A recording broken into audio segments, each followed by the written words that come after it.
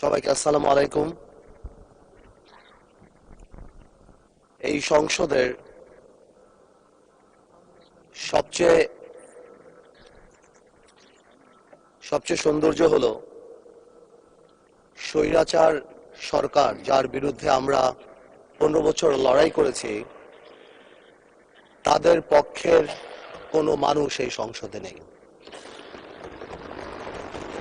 এই একটা জায়গাতে আমরা একটা কমন থ্রেড রেখে দিয়েছি যে আমরা সবাই গণতন্ত্রকে সামনে রাখব, আর যেই আত্মত্যাগ, যে হাজার হাজার মানুষের আত্মত্যাগ এবং যেই শহীদদের কথা এই সংসদ যখন আরম্ভ হলো, সরকার দল থেকে এবং বিরোধী দল থেকে যে বলা হলো, যাদের নাম নেওয়া হলো, স্মরণ করা হলো, এই সবার প্রতি জানি সম্মান রেখেই আগামীতে আমরা এই সংসদ চালাতে পারি, আমরা জনগণ ও মানুষের কথা বলতে পারি, সেটাই আমি আশা করব। আমি দেশনেত্রী বেগম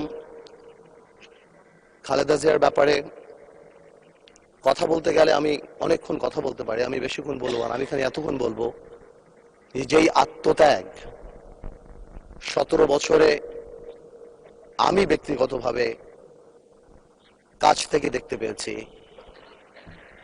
যেই কষ্ট এবং যেই দৃঢ়তা, আমার কাছে মনে হয় আজকে জাতীয়তাবাদী শক্তি যেখানে দাঁড়ানো, যে মরহুম বা মৃত দেশনেত্রী খালেদা জিয়া জীবিত খালেদা জিয়ার চেয়ে অনেক বেশি পাওয়ারফুল, অনেক বেশি শক্তিশালী।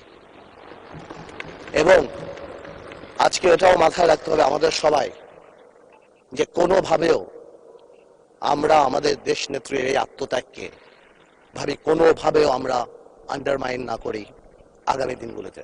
আপনাদের সবাইকে ধন্যবাদ। ধন্যবাদ মাননীয় সদস্য।